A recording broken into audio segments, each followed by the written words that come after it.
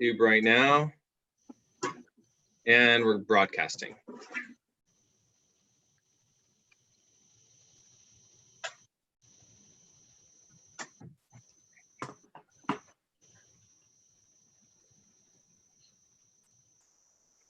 All right, everyone's here, Chief's here.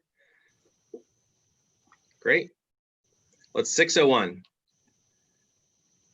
Nice. So we can get started.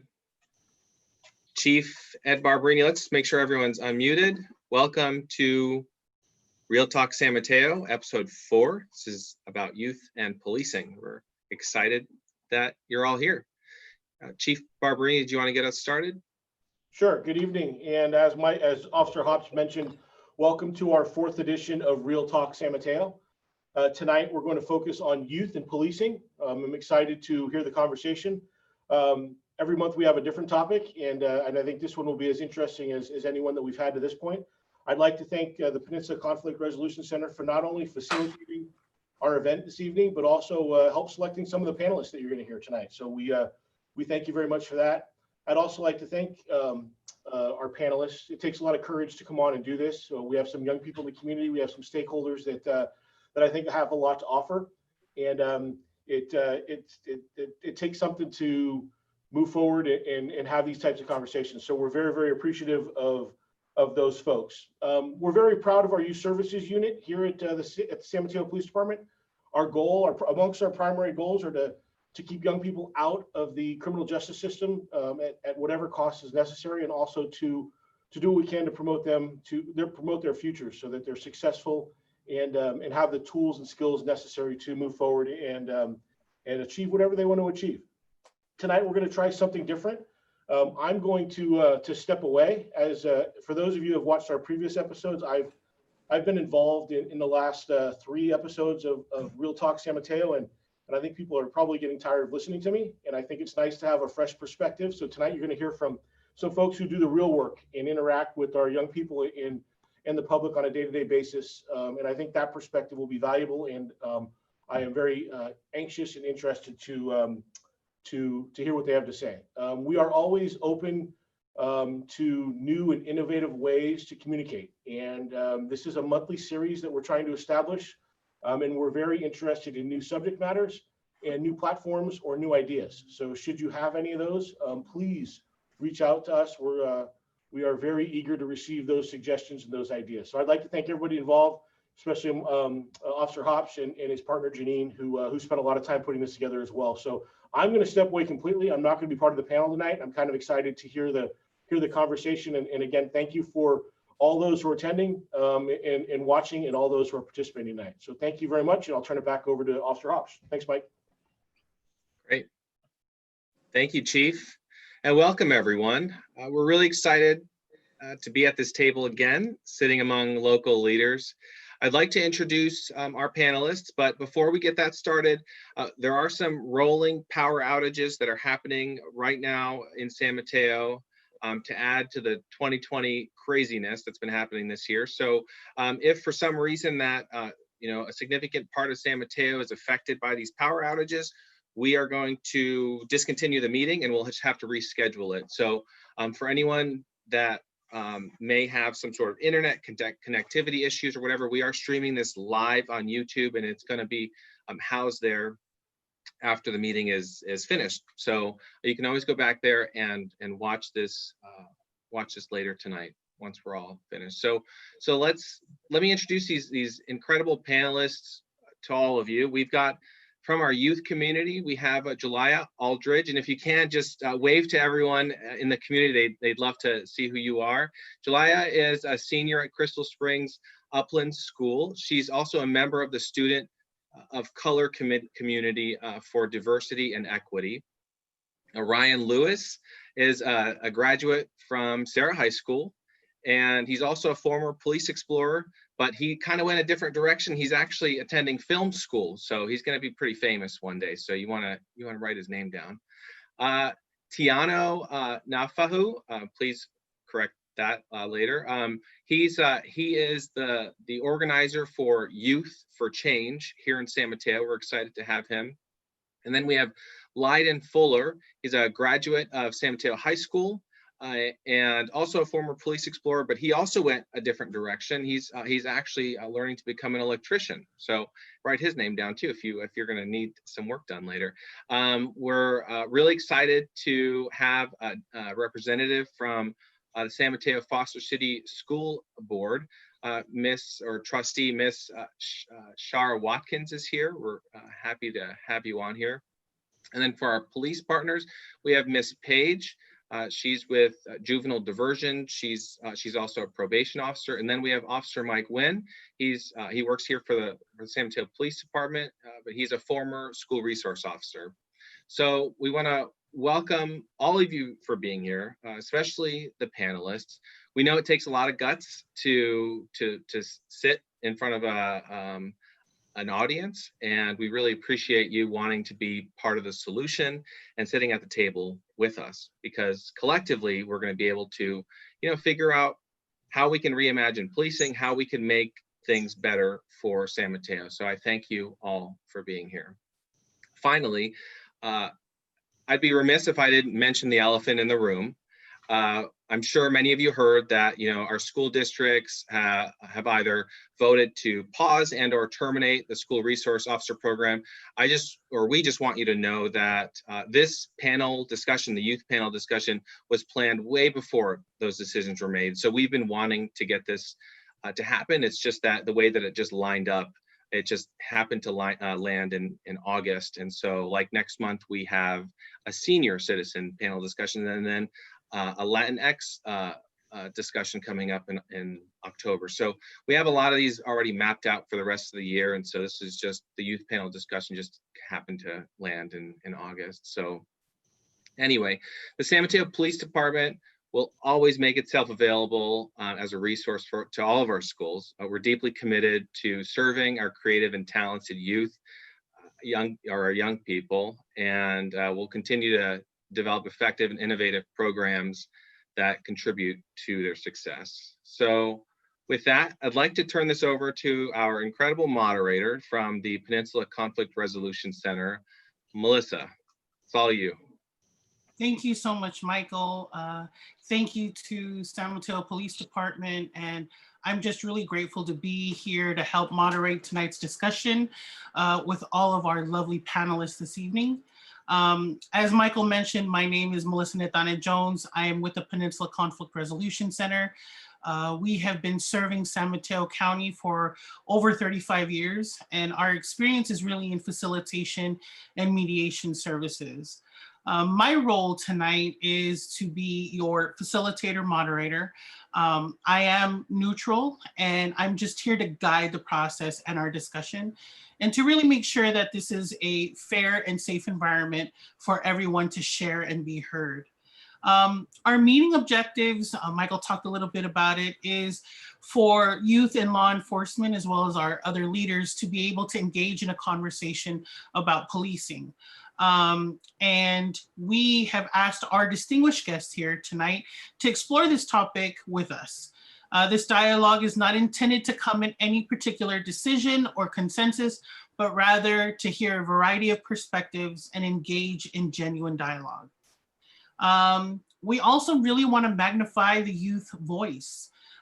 We are very, very aware how strong and powerful the youth voice can be. And to really help this discussion move, we really are glad that you all are here tonight. We do know that it takes a lot to be here and even more to engage in a very strong conversation.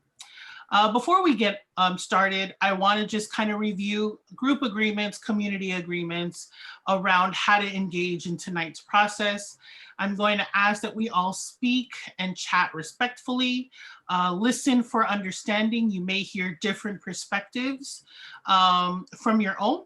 And so we really want you to listen deeply to those. Speak from your own experience as you have experienced things with law enforcement or in the community. Please allow the facilitator to guide the process. I'm going to be your facilitator tonight. And just remember time and technology constraints. So we do know that there is some PG&E rollouts. So some may lose electricity, which I hope not, but that's why Lyndon is here, because he's gonna help us in the future to make sure we have electricity. But please, ladies and gentlemen who are tuning in and others, that there may be some issues with that, and I'm asking for forgiveness ahead of time. We are going to be allowing public comment after we have our discussion with our panelists. It will be about a 2.5 to 3 minute allotment for folks. So if you do have something to say, we are going to be asking for you to state your name. You can also remain anonymous, and to be mindful of what you're sharing. We do want to elevate the youth voice tonight.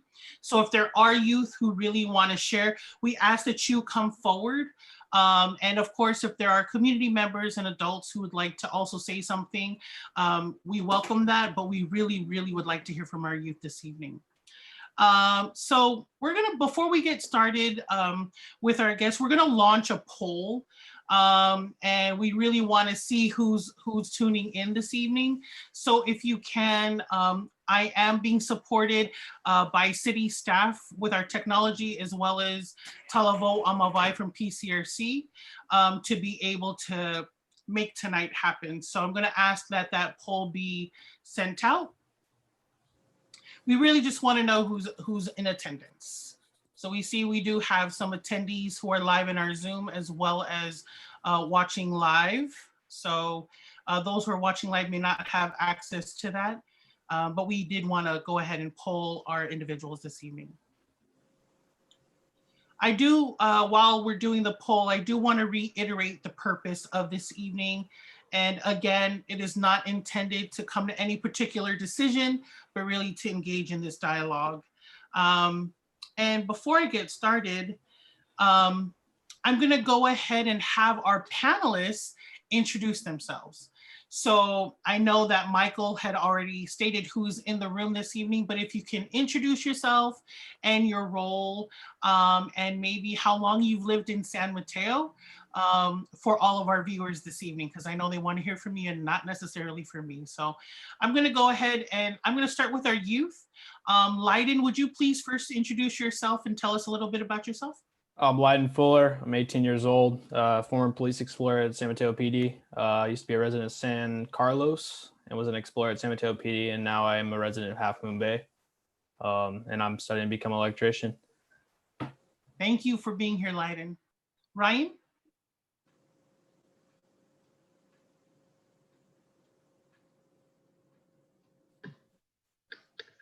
Hi, I'm Ryan. I'm sorry. It's okay. I'm a graduate of Serra High School, currently a film student at the University of Pacific. As Officer Hobbs mentioned, I am a former police explorer, and I really enjoyed my time there, and I'm glad to be here tonight with all of you. So, thank you. Thank you, Ryan. Jolaiya? Hi, my name is Jolaiya. I'm a senior at Crystal Springs, and I'm a member of the Students of Color Committee of Diversity and Inclusion in our area, and I'm also the leader of our affinity space on campus. Thank you so much for being here. And Tiano? Hi, my name is Naufahu. I am 22. I am part of Youth for Change and a lot of different initiatives that are started by PCRC. And I'm happy to be here today. So looking forward to hearing everybody's voice. Thank you so much, Tiano. And I'm gonna go ahead and ask Mike, would you please introduce yourself? Is that for me, Mike Nguyen? Sorry, yes, Mike. Hi, how are you? I'm Officer Nguyen. I've been with the police department for almost 10 years. I was a former SRO for about 4 years at San Mateo High School and Bayside STEM Academy. I actually grew up, born and raised in Oakland, and still reside in the East Bay. Thank you for being here, Officer Nguyen. Shara, if you could introduce yourself, please.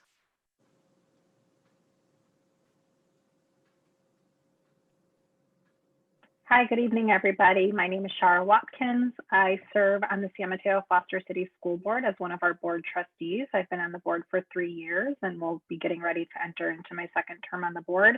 Also a former educator, began my career in education in New York City, and I've been in San Mateo for about 6 years now. Looking forward to the conversation this evening. Awesome. Thank you, Shara, for being here. And Miss Mimi. I am Ms. Page. I'm a deputy probation officer, but I reside full-time here at the San Mateo Police Department in the Youth Services Unit. A fantastic, the most magnificent unit in all of San Mateo County. I work with the most magnificent and wonderful youth here in San Mateo, and I have been a resident here for, I'm not going to age myself, I'll just say for well over 40 years. Awesome. Thank you, Ms. Page. Okay. And again, thank you for our support staff that are also on this call to be able to make this happen. So let's go on ahead and get into it. So I'm going to ask a series of questions, and I just really want us to have a dialogue around some of these topics. But my first question is, when you think about the topic of youth, community, and policing, what reaction do you have? What reaction do you have when you think about the topic of youth, community, and policing? And we can start with Tiano.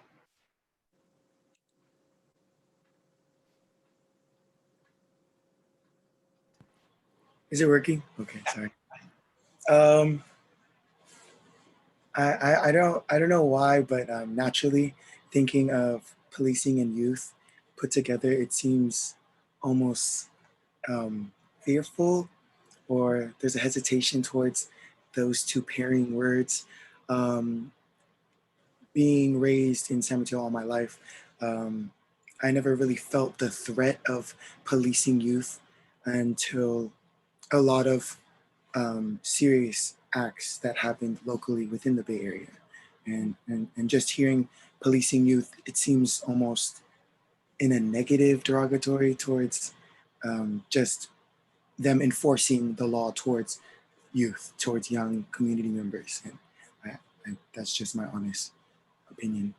Yeah, so thank you for sharing. So really youth and police, the two terms together have not been positive for you, even though you've never really had that experience, but also with this rhetoric of what's happening throughout the Bay Area has really sort of come into play for you. So thank you for sharing that. Anyone else? To our youth, maybe Lyndon or Ryan, maybe you have something you want to contribute to that about what you think about when you hear youth and policing?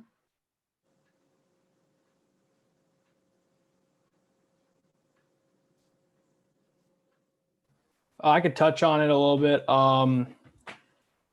Growing up, definitely before I became a police explorer, I was kind of in the whole stereotype that the police were kind of bad. And I kind of grew up skating around with a group of kids, and we'd skateboard, and it was always kind of the rhetoric, the police are, bad, like they're bad, blah, blah. And I kind of believed it for a good portion. I was always like bummed whenever I had encounters with the cops. And over time, I kind of came to an understanding that they really weren't that bad. And I really started to have an interest in law enforcement and became a police explorer. And I really realized that, especially San Mateo PD, when I was an explorer, they did a pretty good job building a connection with not only the community, but the youth. There's a ton of details I got to do as an explorer where we would, post up at a table and take kids' fingerprints and stuff and, hand out stuff. And even on ride-alongs, a lot of officers trying anything they could do to, connect with the youth. So I definitely say before I became a police explorer, I didn't really see it. And I really just think it's on how people almost educate themselves in a way. So thank you, Lyndon. So really growing up, you kind of thought that cops weren't good. They were kind of like the bad guys, I guess you would say. And then sort of when you grew up, you kind of found that that was different, and then you joined to be an explorer and had some really positive experiences in all of the activities that San Mateo Police Department provided, and that then led to like a good experience, and that it sort of changed the way you thought. Does that sound about right? Okay. Awesome. How about you, Ryan? Similar experience. Growing up, I never really had any encounters with police or witnessed police with youth or kids.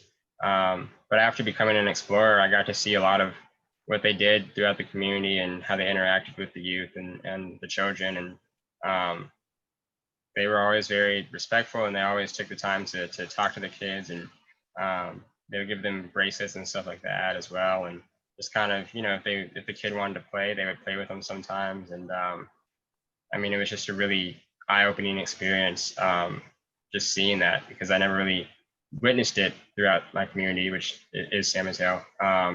But after, so to speak, being behind the door, it was an eye-opening experience, and it was just really nice to see how they truly are with youth. And that's my thoughts of it right now. Yeah, so having a very similar perception as Lyndon, and then becoming an explorer and being able to see firsthand some of those really cool things that you said that you got to see police do with interacting with kids and some of the other activities. And so that was also fairly positive for you as well. Yeah. Okay.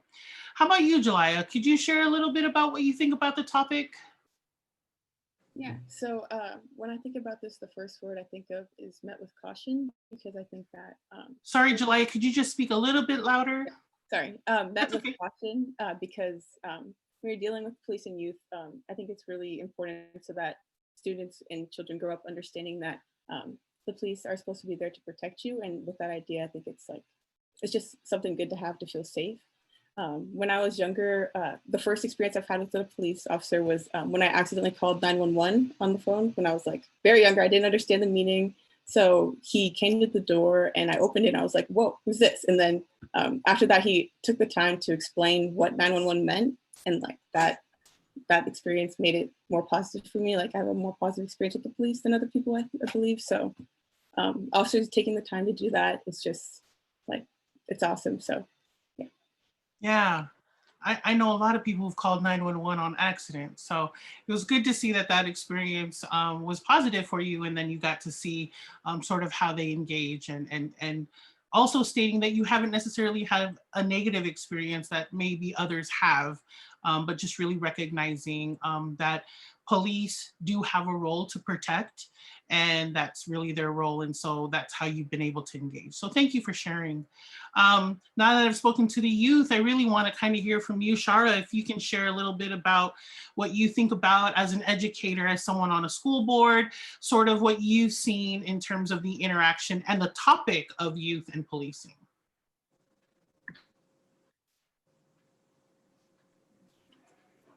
Yeah, definitely. Well, first of all, I appreciate all of the youth that are on sharing a little bit about their experiences and the experiences that they've seen. And, you know, for me, when I think about this topic, I think about how important that is, how important to support the voices of our youth in really driving the conversation around youth and policing. When we think about impacts and experience and perspective, right, that's all shaped from very, very young ages with our kiddos, and you know, from the time that they're my daughter's age, who's 2, right, all the way until the ages of the panelists here, right, where they're in their teens, and having those experiences. And I think, you know, as an educator, as being on the board, you know, we think of youth don't always have that opportunity, right? They don't always have the space and the time, and they're not always being asked to share their experience and perspective. And so when we engage in these conversations around youth and policing, for me, what's the most important is to really hear those experiences and perspectives. And particularly when we think about the history of our country, the history of our systems, you know, I think there has to be an acknowledgement that, I talk a lot about our educational system and how, it was rooted and created on racist ideology, right? And we think about how that was established really across the board in terms of all of our systems. And so I think entering the conversation with that acknowledgement, and so then how do we really work to engage voices, to hear experience and perspective, and to continue to challenge our systems and to push them to become better. And part of that is leveraging the voices of communities and of our youth of color. And so I think what's wonderful about the youth that we have here today is that we really are hearing those experiences and perspectives of groups of individuals who aren't always, who the system isn't necessarily always designed to serve in the best way. And that's not just the police system, but that's all of our systems. And so looking forward to continuing to learn from and hear from our youth.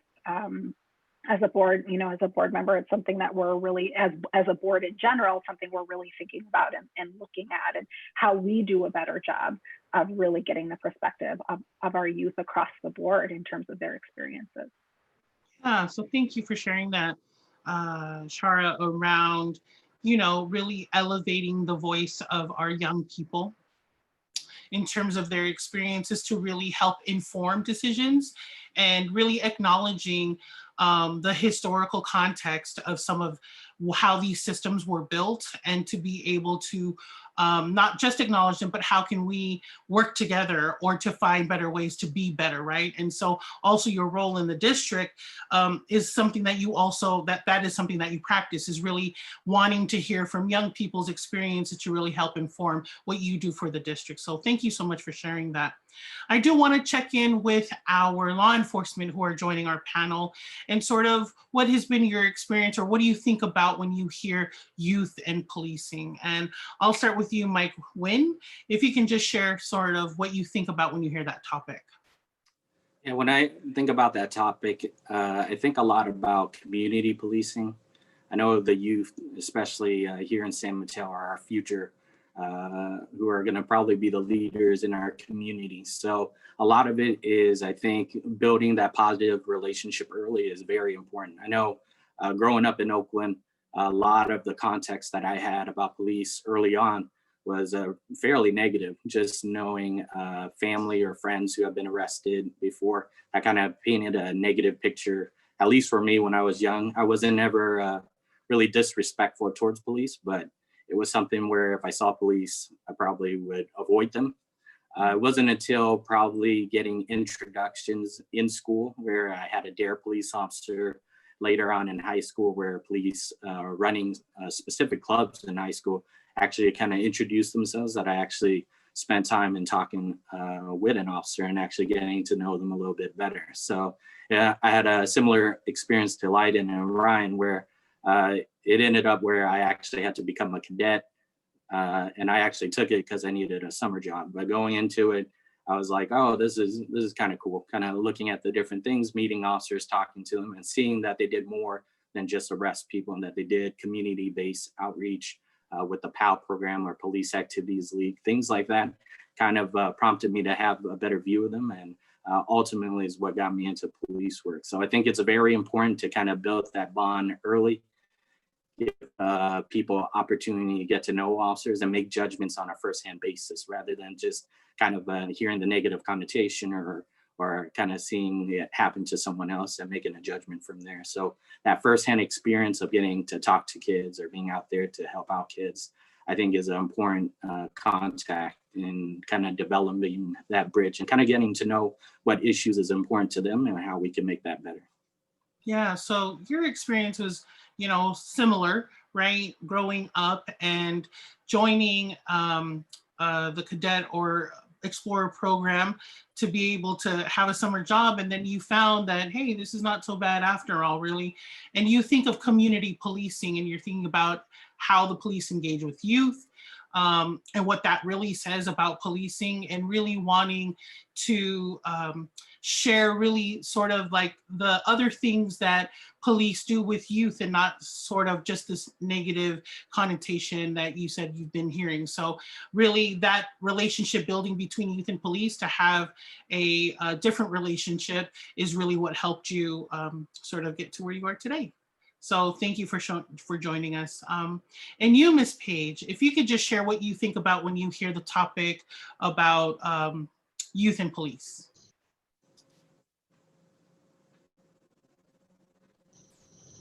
Okay, there we go. So for me, I'm like Officer Nguyen.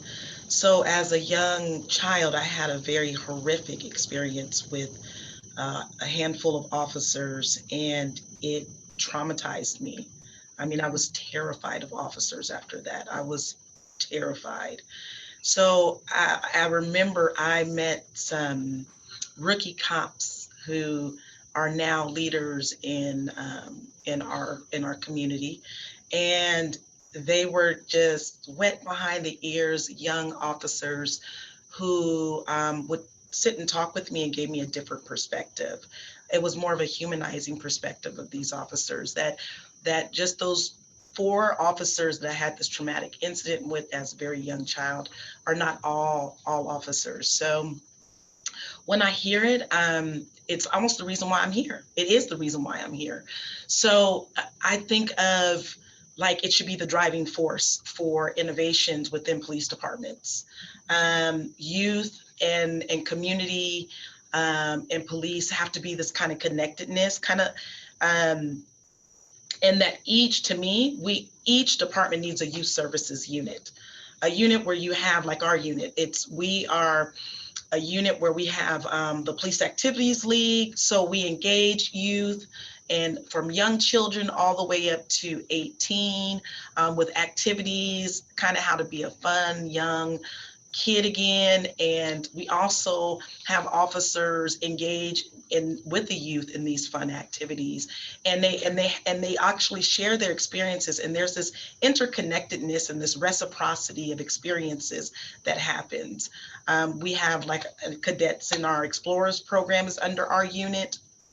We also have Diversion, which I'm in, which Diversion is one of those things where it's like, hey, we got a little bit of trouble, but we want to keep you out the system. We do not want you to touch probation system, right? And so when I think of youth and policing, I have to put the word community in that, and it has to be like this form of this innovation, this community innovation that occurs, and so that young people look at it differently. If those officers wouldn't have stopped and talked to us, and that was almost, just once every couple of weeks, and just talked, it was a different experience, right? It really did shape my experiences to say that I can't lump anyone, and I had a great, wonderful grandmother who said, just because, one person does something, it doesn't mean all people do. So when I hear it, I just think I get excited. I get very excited. You see, I want to get up out my seat. Definitely. Yeah. So, sorry, go ahead. No, I said, I just want to get out my seat because it's so important. It's so important to have this connectedness. Yes. Right? Yeah. Between them. And like I say, in our school resource officers, I can't stress it enough as a unit, the work that we do. And it is not about so much, you think police, you think arrest. It's so much about building relationships. It's so much about working through trauma. It's so much about, hey, we're all part of this community, and what does that look like? Yeah. So. Yeah. So thank you for sharing. It sounds like, when you think of youth and community, youth and law enforcement or police, you really think of community and building that relationship together, right? And you also talk about how police departments should absolutely have a youth unit, right? That really focuses on youth, and it sounds like engagement with youth. And it sounds like you had a traumatic experience when you were younger in with police, right? And that actually leads me to my next question. And again, I want us to really engage in a conversation. Like, I don't want to just keep asking you questions, but feel free to ask each other questions. I mean, that's what this is really all about, is to deepen our understanding and our learning. So I know that some of you, some of our youth had really touched on how you've engaged with law enforcement, but have any of you actually had an experience with law enforcement that you may not have shared? So I know that Jolaiya had said that she had called 911, and that Ryan and Lyndon also had experiences with being explorers. But how about outside of that context, right? Like, as a resident, maybe some of you can share your experience around what you have experienced in engaging with police. Would anyone like to share?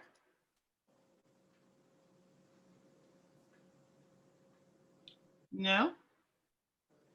Okay, yeah. Thanks, Jolaiya.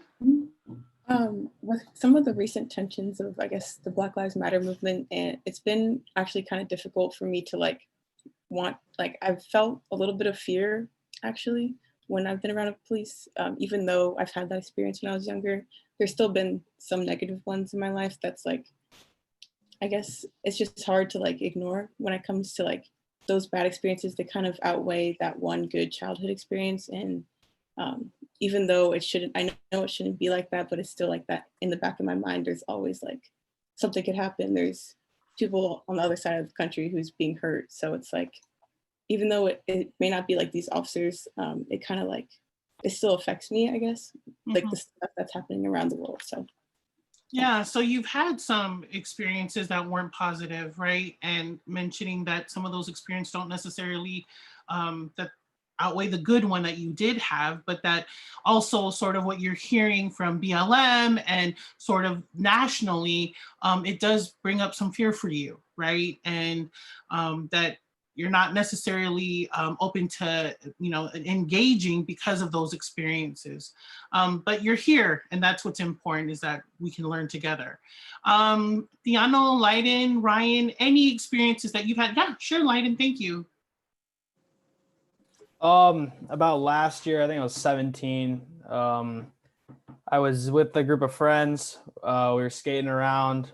We were kind of snooping around, walking up this trail. We're skating at an abandoned Vista Point. We really weren't supposed to be there. Later we find out. The sheriff comes up, tells us to sit down on the curb. We're all my friends are freaking out. I'm sitting there knowing I've kind of had experience with law enforcement in the past. I kind of know how this is going to go. He asks for IDs. We give him our IDs. We explain him what we're doing up there. And he was really like, he kind of like stood in our shoes. He scared us. He tried scaring us to really prove a point, like we can't be up there. But he sat in his shoes and he goes, if I didn't have to enforce my job, I would do this as a teenager too. And he goes, this is like arrestable. You guys could get fined or arrested right now. This is not like, this is pretty bad. You guys are trespassing basically. But he's like, look, what can we do right now to make this better, where you don't have to get cited or don't have to get arrested, and we can walk away with both, free. And so we basically came up with a compromise. There's a bunch of trash up at this abandoned Vista Point. And he said, let's grab that tarp, let's fill it up, and let's walk down the hill and dump the trash. And so all of us, even him, he was, Officer Supan or Sheriff Supan, he was walking over and he's picking trash up with us. And I'm talking to him, and I find out he used to be an officer in Belmont and transferred over to the sheriff's office. And I was going back and forth with him, just talking about it. And I mean, I told him like, look, I'm sorry. And, I guess we realized we shouldn't be up here, but you did the right thing. I think you as a deputy, did, I think, the best scenario, because he easily could have just written us up and it would have been it would have been such a bummer. So he really did the right job to really prove a point, but also he stepped in our shoes. And there's a lot of officers at San Mateo PD I've seen do the same exact thing. He really showed a human side, and it was just a really cool experience. And it's like outside of me being a cadet, it's just me just being a normal civilian, so yeah. Right. So had this experience where you were trespassing with some of your buddies and were caught by law enforcement. And that experience could have gone several different ways. But this particular officer sort of talked to you all and said, hey, so how can we fix this? I could do this, but why don't we try this? And sort of that outcome was, nobody got arrested or cited, but that the officer did offer you all a way to sort of redeem yourselves from trespassing by picking up some garbage, called it a day, right? So thank you for sharing that. Ryan or Tiano, did you want to share an experience that you might have had with law enforcement outside of, sort of your role as an explorer? Yeah, go ahead, Ryan. I've never had like an intense interaction with police as, just outside of the Explorer program, but there was a time at Serra where there was a school shooter threat and we had police like everywhere on campus. But just going throughout my day, like you wouldn't even really know that they were there. Like you could see them pass them in the hallways, but they were just there as protection, and they would say hi to you. They would smile at you if you smiled at them. They would ask you how your day is going. But other than that, they made us feel safer and secure. And if you didn't want to know they were there, you didn't have to. They were just there to do their job, and that was something that I really appreciated. Right. So that could have been a really scary situation, right? A shooter on a school campus.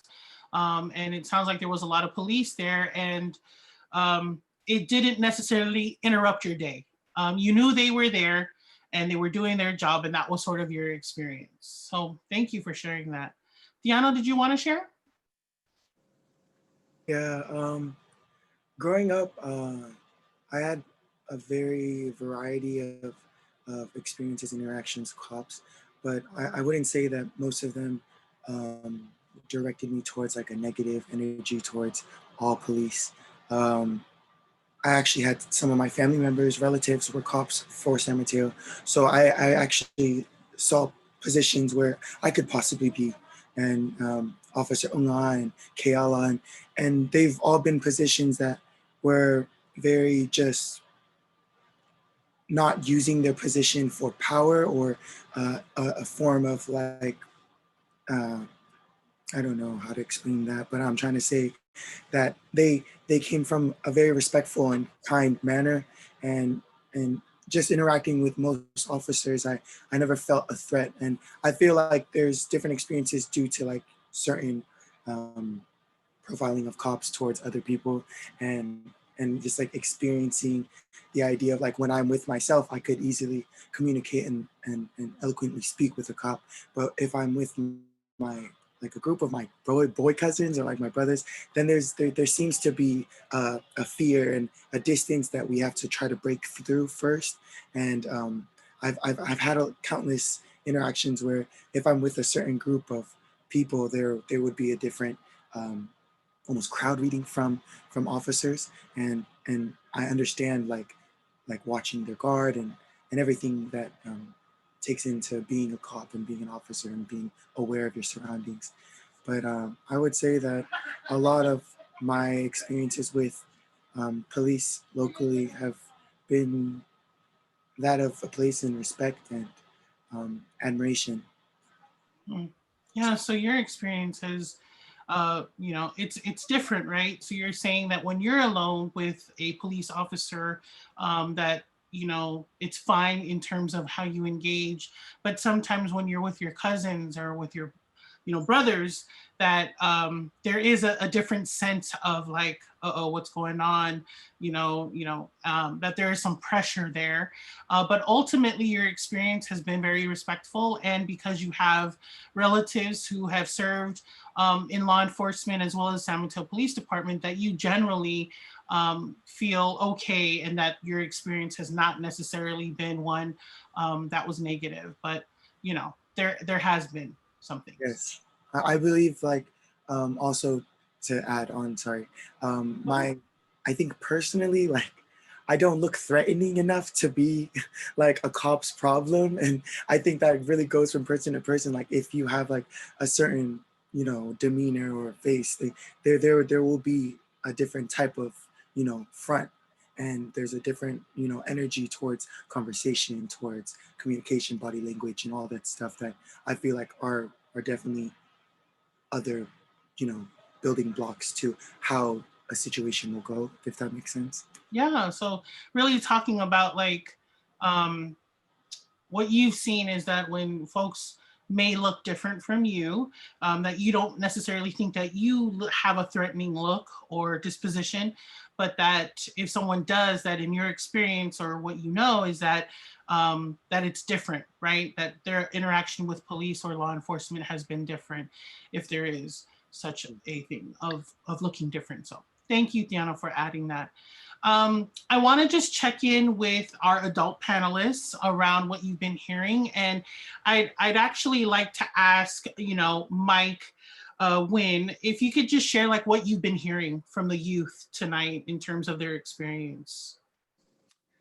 Kind of what I've been hearing from our panelists, and thank you for sharing your experiences, is basically the interactions with police officers is important. How we outreach to youth or talk to youth is important because, there's a lot of what you see from a situation or perceive from a situation is real to that person.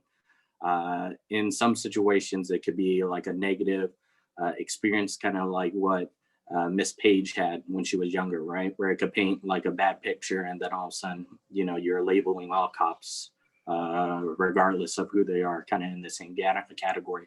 Or you could have like a positive experience, and then now you feel more open to communicating or talking to officers and finding it more like talking to another person or another human being. So a lot of what I think is important is that community outreach, being able to be there for youth, where you start shedding more of the uniform and just showing them more of the humanity or human being behind the uniform.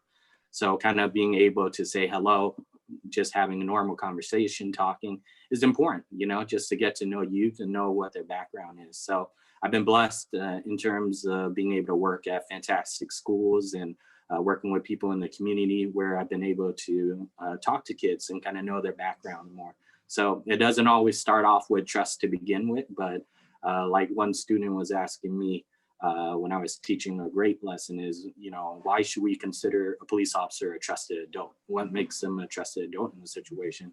And I said, it's based on your experience. So kind of, if you feel like after talking to me or meeting me and knowing what I do or what my intentions are, if you feel like you can trust me to talk to me about any situation that you're going through, then you can start considering me a trusted adult. But in order to have that conversation or have that feeling, you gotta have that outreach first, that little bridge and gap in being able to conversate and talk to each other. So it's very important, I think, to get out in the community as a police officer, especially in this time where there might be distress out there. Not giving up and still going out there and reaching out to youth is important. Even though I'm not a school resource officer anymore, I am participating by, being a part of the cadet program. I still like going on the POW trips, going out with kids, fishing, being able to do fun things, even though it's a little bit of it is for me too.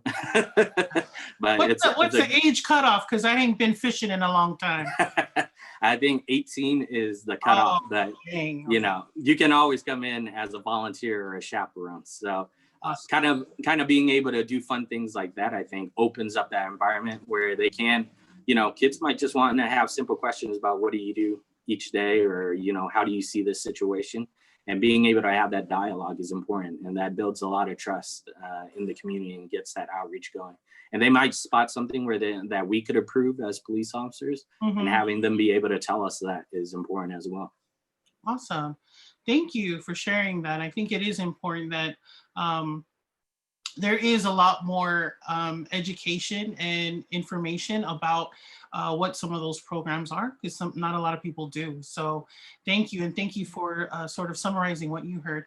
Shara, I would love to ask you as well, sort of what you've been hearing from the youth tonight in terms of their relationship with police officers, and then sort of how does that land for you as someone who is in education?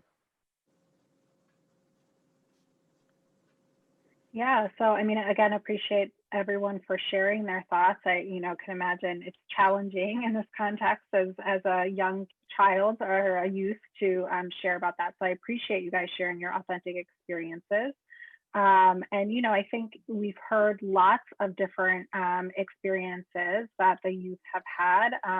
And really one of the things that I've learned a lot from this conversation, or one of the things I guess that this illuminates for me is this idea that, there are really these perspectives are being shaped by kind of individual experiences that folks are having, which is a really important aspect of how we engage in this work.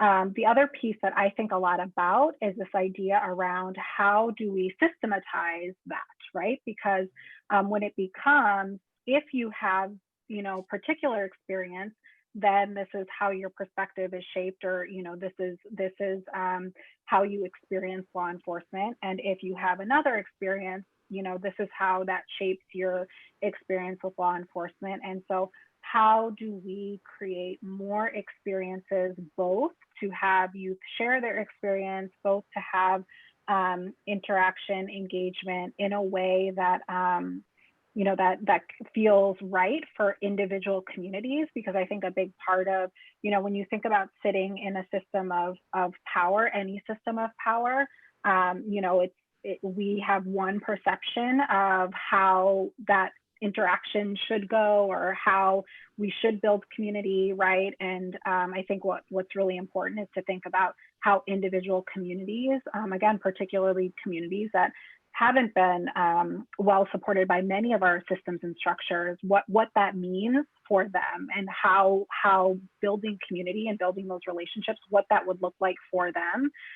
Acknowledging that there oftentimes is a lot of hurt and trauma when it comes to law enforcement. I had that experience as a middle school teacher in East Harlem, where many of my students had a really challenging history with educators that they had. And so there was a level of really needing to rebuild trust, both in the education system and in, me as their educator. And so I think acknowledging those kind of systemic components as we enter into this, I'm really hearing from and listening to communities. And then again, systematizing that. And I think a big part of that is how do we systematically incorporate feedback, right? This is an iterative process. It doesn't mean that, we've never kind of reached the peak of the mountain here, right? There's always ways that we can improve and get better across the board. And so how are we ensuring that we're constantly reflecting and making those adjustments as we hear feedback? And how are we really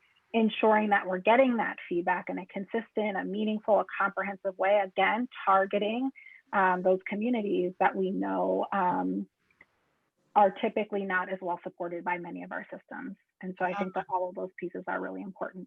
No, thank you for calling that out, Shara, because I think that that's really important to surface. And I really want us to be able to engage in that kind of conversation, right? Is that there is areas of improvement. And it's really important that we are hearing from individuals that are really impacted. And to be perfectly honest, this is a very small panel, but not every voice is represented here tonight. And how can we really get that input from other individuals and other perspectives to really be able to make those decisions, right? That really impact sort of the systemic changes that need to happen. And I'm so grateful that you're here tonight to really be able to give us a scope of what that looks like, especially since you are on a board where, you also have to solicit information and input and feedback from parents and community members around decisions that you make around their child's education. So thank you for bringing that. I want to talk to you, Miss Page, to be able to share sort of what you're hearing from the youth tonight, and how that lands for you. And then I want to be able to open it up to our panel to be able to ask each other questions and, maybe clarify something that you heard tonight from another panelist, or just to seek more understanding. And I want us to kind of relax a little bit and engage in a conversation that's really meaningful, as Shara mentioned. But yes, Ms. Page, what are you hearing from the youth tonight? Oh, there we go. First, I want to say, wow, thank you, young people, because you're giving me all this food for thought. So as I hear all of your experiences and what you're saying, it really makes me think. My wheels were turning, right? I'm getting excited because, like I said, I work with diversion youth. So I work with youth who have not had the best experiences, you know. I mean, any experience where you are arrested, you know, and is not the best experience.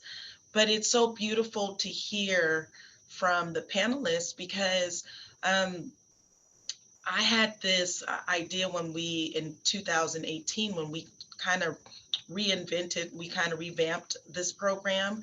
And it was a lot around having officers work along with us, especially, like I said, like when we pulled in our school resource officers. The reason why we had them as part of our unit was because they had a great connection with like patrol officers, right? And so, we could get them on board to be able to do more interactions with the youth. And so hearing this, I was going back and forth because of COVID-19 around what will it look like once this is all up, once this is all done, and how will we do our program. And one component that stands out for us is the fact that youth and their families were terrified pretty much to come inside the police department. They did not feel comfortable. There was a lot of trauma and like Miss Watkins said, Watkinson said, a lot of hurt around um, their experiences, right? Some good and some not so good, but just the fact that their child had gotten into trouble just alone it was tough for families. So I had them come here and we did a lot of community-based things right here under this roof, under the police department's roof. And we had police officers come in and on Saturdays I like to dance. So we had officers in full uniform doing the Soul Train line with the kids.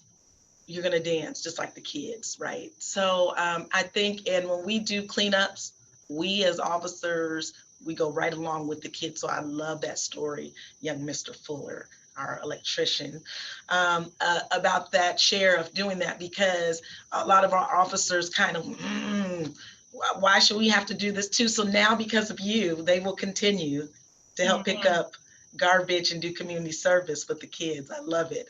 But I think I still come back to the importance of building community. You have to build community.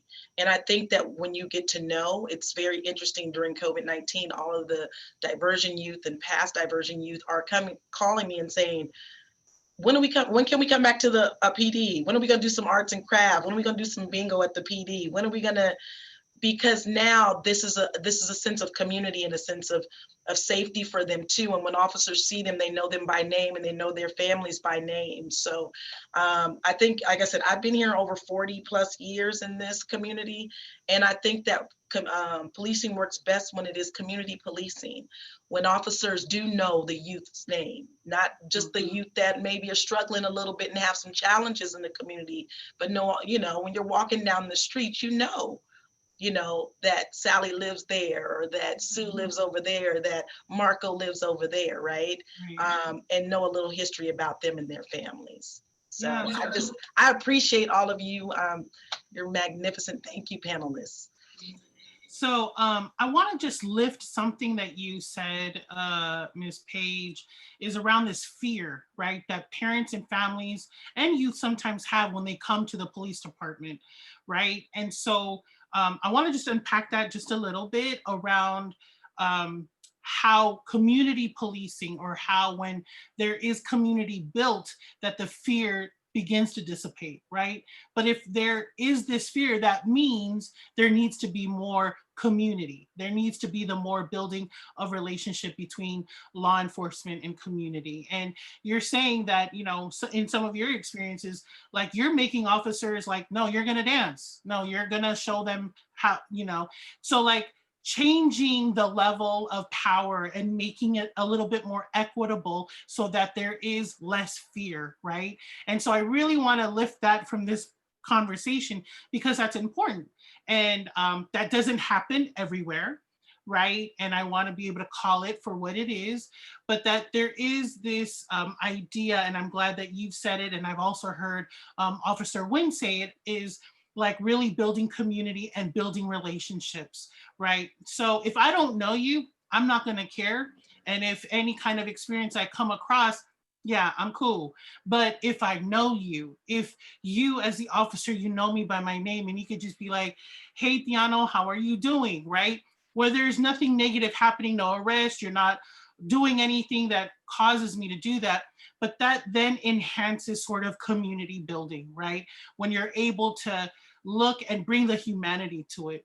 But I also want to really just acknowledge that there are some systemic issues that continue to occur that make that hard, that make community building hard between law enforcement, youth, and community, right? So thank you for saying that, Ms. Page. I just wanted to lift that up a little bit. I want to open it up. Did anyone have a question that they potentially wanted to ask to another panelist?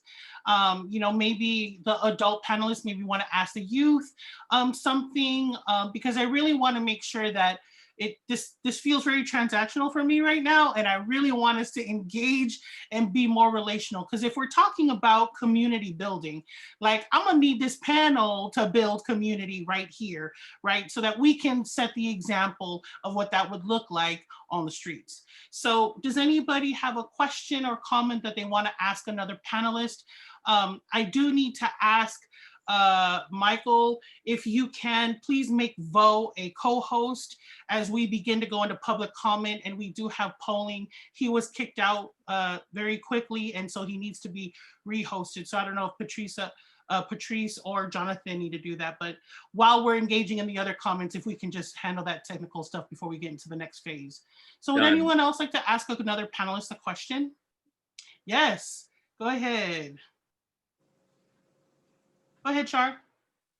Yeah, so I'm curious from the youth, you know, as we think about really engaging more youth voices, and you know, when you think about what that would look like and how that could be most impactful, and how, you know, both from the police department and also, you know, as we think about from the school angle, what do you guys see as the best ways to engage in those conversations to get the most voices, particularly from folks that might be hesitant to share their real experiences, because I think those perspectives are so important as we think about, you know, how we move forward, and again, how we continue to improve all of our systems. So I'd be interested to hear from you all what you have found to be the most impactful and effective ways to share that. Yeah, good question. Would anyone like to answer kind of, you know, Shara's question around what is the best way to engage individuals who may be hesitant or necessarily traditionally don't engage in conversations like this, but are greatly impacted?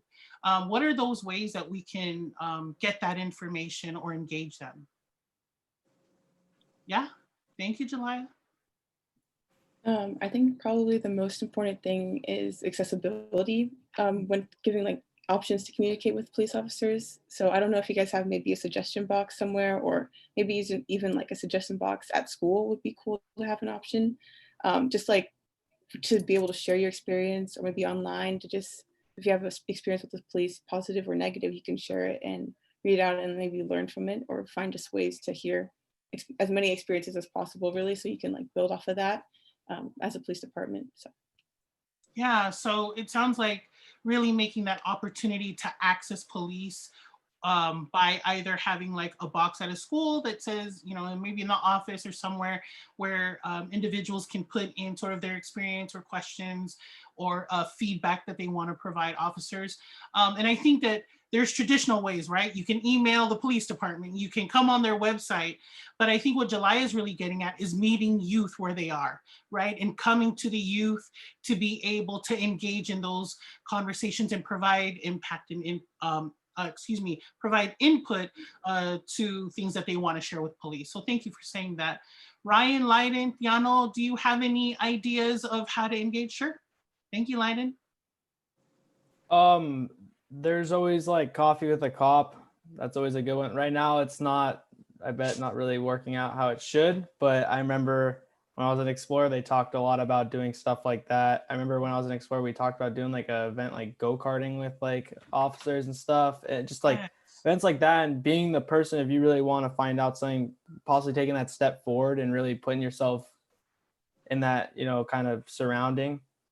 And just kind of being straightforward and asking the police questions. I mean, I know that it's no longer there, but the school resource officers are always great. Having that on a campus, having an officer there, like it's a good way to connect with students. I know my high school, we were pretty small, so we didn't really have a school resource officer there all the time. But when they came, it was always cool because we had a pretty good, encounter with them. We used to talk to them. It was pretty cool, and they'd hang out with us and stuff. So that's always great. Yeah, so Lyndon talked about coffee with a cop, right? And it may not be actually happening right now due to the COVID restrictions, but perhaps a virtual coffee with a cop, right? Like let's hop on a Zoom or hop on a video call and you can have your coffee and I'm gonna have my juice and we can engage in a conversation where I can ask you some questions, right? So it's not impossible, Lyndon, we can still do it. Of course. But also having the school resource officer, you felt comfortable to have access to them because they were there to be able to talk to them and ask them questions. And you were able to build a relationship that way. So thank you for sharing. Ryan or Tiano, any ways that we can engage youth who may not be so comfortable to just come out and share, but really do, because those voices are important. So do you guys have any ideas about ways that we can do that? Tiano, go ahead. What I've been listening to Miss Page say a lot, and I think is really relevant to how we can engage in that way, is community and creating fellowship, like some type of gathering where we all are like forming some type of interaction, like in like, I remember Youth for Change studios, they used to block off like a road and just have like a bunch of just like street vendors like on the streets, and just having that feeling of like being able to sit down, play music and talk with an officer respectfully, but in such a like a comfortable environment, rather than seeing them at like a protest. Like of course there's like definitely they're on the job and everything, but just forming that kind of relationship in a setting where it's not hostile, where it's not like dangerous, where it's not to keep safety or enforce law. And I think that would definitely be a beneficial space for all people, all officers, to create relationships with the youth, and the youth that do have experiences with negative circumstances that they've experienced in the past that they would love to address a cop about. I think we would definitely grow inside that idea and that possible. Thank you, Tiano. So thinking about like community events where there is a lot of law enforcement and young people to be able to engage and maybe build relationships. So, one of the reasons that I think it's challenging is that there is no trust, right? So the more that we increase community events, I think you might be talking about National Night Out, so that, that is an event that, we sometimes have a block party and police officers come to your neighborhood and you can have a chat and a conversation, right? So those kind of activities have been helpful for you. So thank you, Tiano, for sharing that. Ryan, did you want to add anything about any activities or suggestions? Yeah. Yeah, sort of like other people were saying, there are events that are hosted that are relatively safe spaces to go up and ask police any questions you might have. Like Lyndon said, coffee with a cop, National Night Out was mentioned.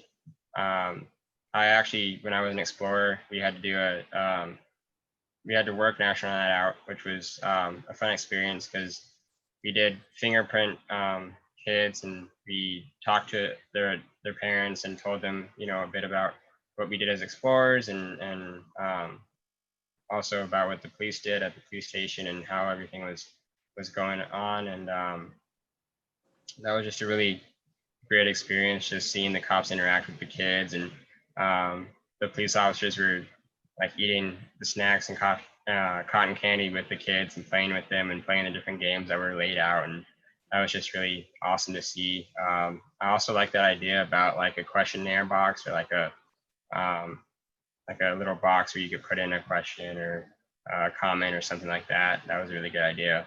But yeah, I think all of those things would be really beneficial. Also, like maybe like presentations that could be done.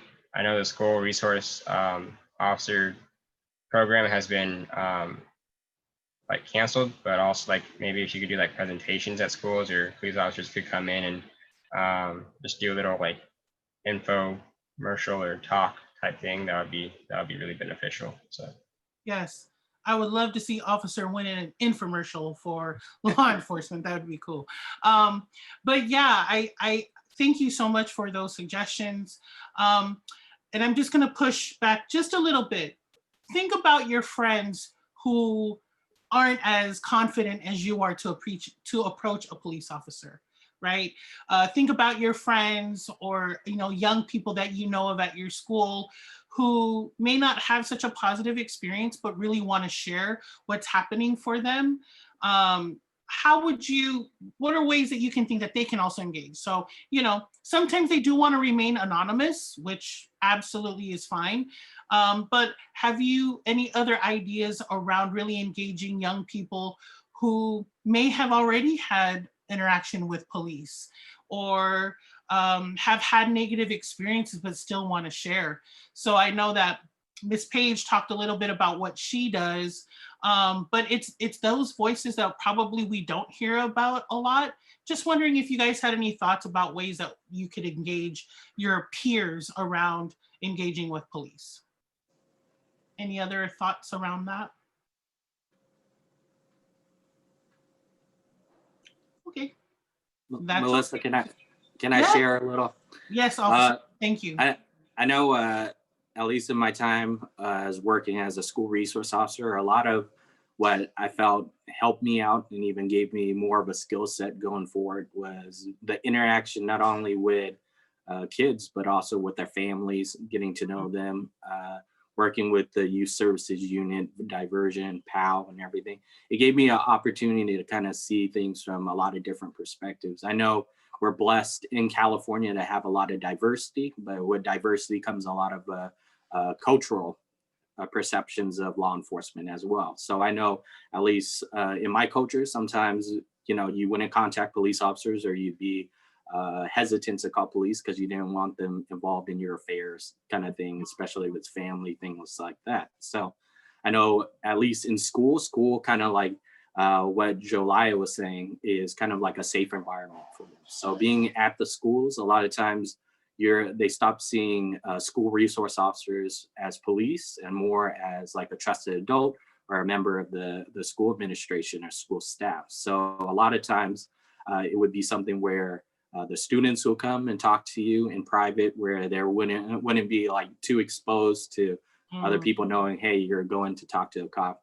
But it also gave families a chance too, instead of going to a police station where you might have that fear of, oh, we're walking into a police department, this is where people get arrested, to being at school in a safe environment, talking to an officer and asking questions. Because you're right, a lot of people sometimes do have those experiences of having a negative experience with cops, where they're like, hey, they're not listening to me, I don't want to talk to them anymore, or I don't want to share my problems with them because nothing gets fixed. To now you're in school, you kind of see the steps of what a school resource officer can help with. And then the overall impact is we're not working alone in that position. We're working with probation, like Miss Page. We're working with the school staff, counselors, wellness counselors who see different things from them or different needs for them.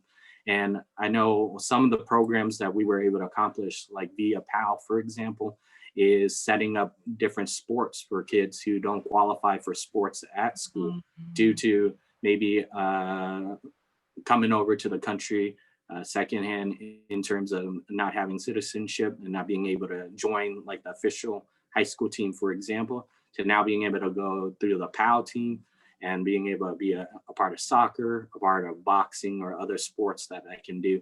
A lot of things too is sometimes kids are worried about their grades, things like that. And what happens is you get that sense of mentorship with officers or even other people in the community that work with officers that can help them in that position too. So it kind of gave that kind of village is raising a child kind of feeling, like that old proverb says. And basically it got more hands into the pot and not people just working individually in terms of helping this child. It was like a team effort of everyone putting something in. Yeah, thank you for sharing that, Officer Nguyen. Oh, yes. Go ahead, Ms. Page. Okay, there we go. I was going to piggyback on that because I was going to say schools are safe environments. Long ago, when I was a new probation officer, they had school resource officers were probation officers and police officers. And that was one of my first assignments, was to work in the schools at San Mateo High School and Burlingame and Hillsdale and going over to Bowditch, right? And so, you know, at first, you know, when I first came in, sometimes I have on my shirt, that means I didn't do laundry. And then the kids knew that, they learned that. You didn't do laundry, Miss Page, because you're wearing your star. Yes. And then other times we wore just, you know, we were plain clothes. A lot of times probation officers were, and the police officers were casually dressed on the campus. But I noticed after some times, because we're at the proms, we're at the basketball games, we were at the baseball, and you name it, we were there. We would have family members. I forgot all about that, officer. When people would come in. So, you know, a parent would bring in their sister, and the sister had a problem and wanted to talk about it. And the problem may need some police, you know, some police intervention. And then, you know, and then be like, and then my husband this and that, and we're gonna, and we figure it out. And then there we had those young people who would come in and talk to us about experiences that they had that were not as positive at times with officers, whether it be probation officers, sheriffs, or police. And we would sit and it became this comfort zone. So a lot of times the goal for us as probation long ago to be on the campus was we had a large probation population on the campus. So it was kind of helping to assist and guide teachers and our youth to make sure that my number one goal was that you're going to graduate. So how can we get there, right? But I noticed that, you know, some of the probation kids would get mad. Like, you know, Ms. Page, you folk, everybody's always in your office. I have to, you know, you need to do a sign up sheet, because after a while, myself and the police officer, if kids didn't feel comfortable with the officer or vice versa, it was wonderful on that campus that not only did those kids come on there, it was like, can I bring my cousin from, you know, Cappuccino? Because they want to talk to you about something, right? Or, you know, like I said, I had grandmothers come in, or I've helped people fill out guardianship paperwork, you know, to get guardians of their family members, things like that, right? Or I said, hey, I got someone that can help with this. So it became like we were a resource on the campus, and we also worked with the school, you know, the teachers and the counselors. It was really cool. You know? Yeah. So that connectedness, you know, with but it was because we were on the campus long enough and they saw us on a daily basis. So when you see someone on a daily basis and you're smiling at them and you're saying hello and what's your name? And you know, you need to get to that class. I've seen you out here with that young lady twice now, you know, you build this relationship once again, you humanize, and then people just started coming in. And it's so beautiful because I'm not in that assignment anymore. But right before COVID-19 happened, I was at Hillsdale Mall and someone screams out my name. I turn around and it's this young man with his wife and kids. And he was like, and I'm looking at him, he goes, do you remember me? I went to Hillsdale. And I'm looking, and he was like, I wasn't on probation or anything, but I used to come in just in your office and sit and talk. And I'm like, yes. I said, you wanted to get into aeronautics. I remember you, you know? Yeah. So it sounds like both you and Officer Nguyen have had really great experiences with being on school campuses because you've built relationships with the students and their families. And so now that there's like this long relationship where you can now see them and they remember you and you remember them. So that has been very fruitful for you all as law enforcement. So thank you. I am going to give an opportunity for Shara to respond or to say something. And I want to just be mindful of our time. We are going to open it up for some public comment. I also want to mention that there are a lot of people who are in the question and answer who are asking questions and saying different things. So I want to acknowledge that. But I also want you all to think while I give Shara the floor. I want to be able to close out our panel discussion. And if you could just walk away with saying something in relation to what do you want the community to know? And what is your hope around this topic? So what do you want audience members to know that are tuning in? And what is your hope for the topic? And I'm going to ask if you could just stick it to maybe 1.5 minutes because we are running out of time and I want to be able to open it up for public comment. So think about that, and Shara, please go right ahead. Yeah, no, I thank you to everyone for kind of sharing a little bit about your perspective on the question. One of the things, Ms. Page, when you were talking around kind of school being a safe place, that, it's interesting because I think it is for a lot of our kids, but actually that's not a safe space for all of our kids either.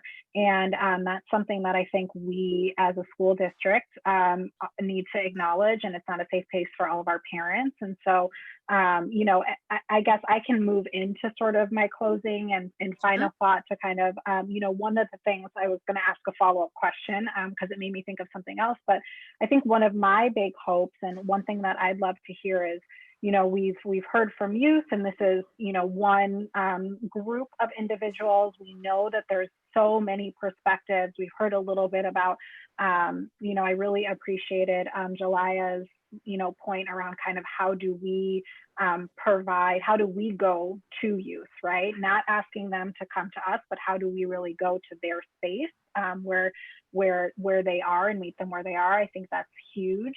And I think as we move forward in this conversation, I think, gathering those perspectives are really important. And I really hope that we, in addition to kind of highlighting some of the ways that it sounds like both of you were able to build a lot of strong relationships, and that's incredible. And that's, the work that our educators should be doing. That's the work that anyone that is interfacing with our kids should be doing. Where can we do better? Because with all of our systems, we can do better. And my hope is that we really have that honest conversation around, okay, these are the areas and these are the great things that we've done and the relationships that we've been able to build that have been really successful. And here's the kids that we haven't heard from, or here's the kids and families that haven't had that same experience in our schools, with us at schools, right? Because that happens too. And so where is the place for us to really acknowledge that, and to say, okay, so what does that mean that we need to adjust, and how do we do that?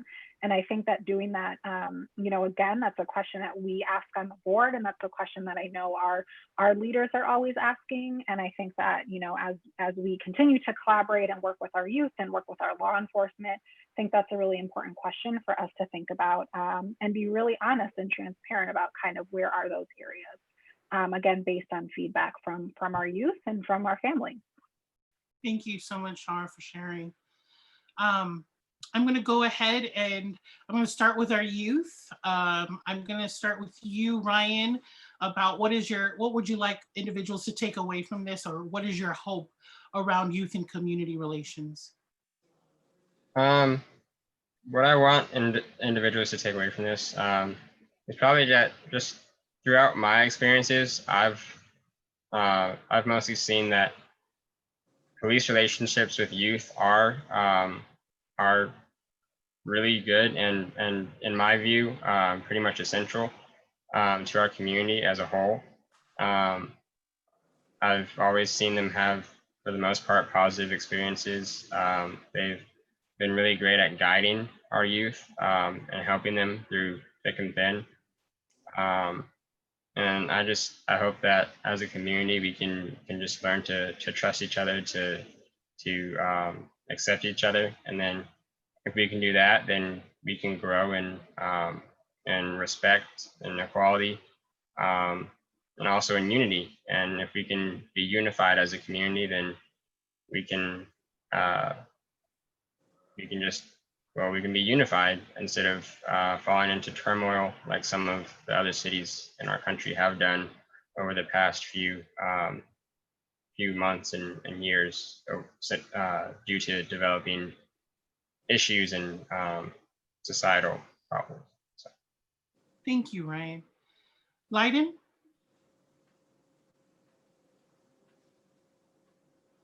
All I can say is the police are really good. They're the reason why you don't have to sleep with one eye open at night. You know, they're here to protect. What I could walk away with is I really wish more people could be able to almost go on ride-alongs and really experience what it's like to be in the shoes of a cop. Because to be honest, their job's not easy.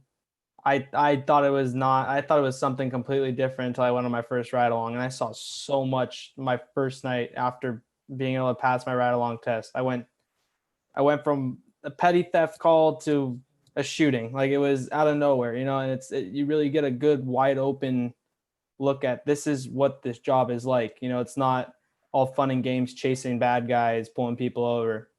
They deal with some really real stuff, and sometimes that could be very. At the end of the day, you almost don't want to deal with it. It's a really touchy subject sometimes, depending on what that call might be. They don't really know what sometimes they're even getting themselves into. You know, it could be one thing and it's something else when you show up. I really wish more people would be able to go on ride-alongs and really see what it's like to be in the shoes, because I would not stand where I am today, like with my views of law enforcement, if it wasn't for me being able to go into this program and being able to do these ride-alongs and really being able to meet these officers. And I mean, there was multiple. I mean, Officer Trujillo probably was the #1 cop at San Mateo PD that I looked up to, because he went into his job every single day loving it, and every single person he dealt with on the streets, he treated them just like a normal human. And there's a ton more officers out there at San Mateo PD that do the same exact thing. But he was out there, and I would go on ride-alongs with him, and he would be out there, and all of a sudden there'd be a guy he arrested 2 weeks ago for something, and he had a normal conversation with him like they were just two normal people. And he's like, oh, I had to arrest that guy the other week, but they were both kind to each other. And they were both very, at a same level. It wasn't like, screw you, dude. They were both talking to each other like it was a normal day. And I mean, there's plenty of officers at San Mateo PD that have done that and been superhuman. I really wish more people would be able to experience that. And I feel like they're doing a good job at community policing when I was there, and I saw it for myself. So let's just keep going on with that and really having people get to see what it's like. Thank you. Thank you so much. Jolaiya and then Tiano. One thing I want to leave you guys with is to not be afraid to speak up, because there are officers like Miss Page and Mr. and Nguyen. Sorry. Yeah. Sorry. Yes.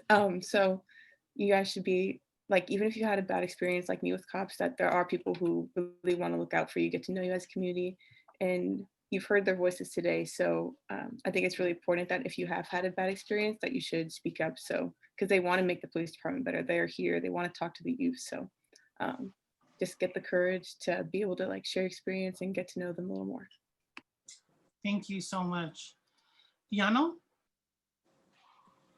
Yeah, after everyone was saying about their experiences with policing and youth, I do believe that there's definitely ultimate room for reinnovation, as Ms. Page said, and reinventing the idea of cops and how to break down certain labels.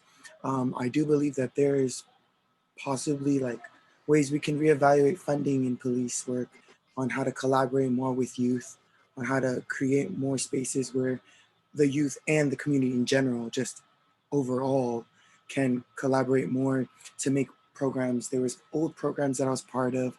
PAL created the rugby team Warriors, and I was part of the team, and they got defunded, and so we ended up not being able to keep it. But that was something that created actual like relationships between me and several officers, as well as some students that were not even in the area but came just for that. And I think, like we're always reiterating that sign of the idea of just reopening doors and creating spaces where we can be comfortable with cops and break down cop labels and this whole entire facade of, oh, like the cops are bad, all cops are bad. I remember that saying like so much, and like humanizing them completely. I think there's always, it takes two to really understand everything that's going on with, you know, policing youth, and it really is like there's so many different doors and segues and directions that we could go to help just reevaluate everything that we as a community all together can really allow each other to live in unity and connection, like Ms. Page once again said. But yes, I Thank you. definitely love it. Thank you so much for this talk. Thank you, Tiano. Okay, I want to remind everybody 1 minute. I'm going to turn it over to you, Ms. Page. If you could please go ahead and share with us what you would like people to take away, or what is your hope? There we go. So for me, I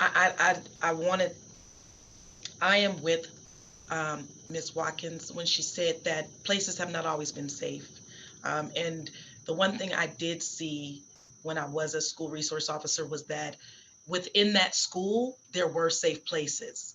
Kids felt comfortable to come into my space and be okay. And for years, over 20 years, I've researched safe space and almost this notion, it's not almost, it is this notion of radical love, right? Like this notion that when I work with kids, every child I work with is an extension of me, right? As if I gave birth to that child, right? I will love that child the way I love the children that I gave birth to, right? And this notion that kids, like I said, I work with the best of the best of the best kids in the entire world, right? The youth are, the best in the entire world. And so I want, I think for me to know this notion of that we have to, I love it, that humanization and radical love is the way to go. Like I said, I believe it.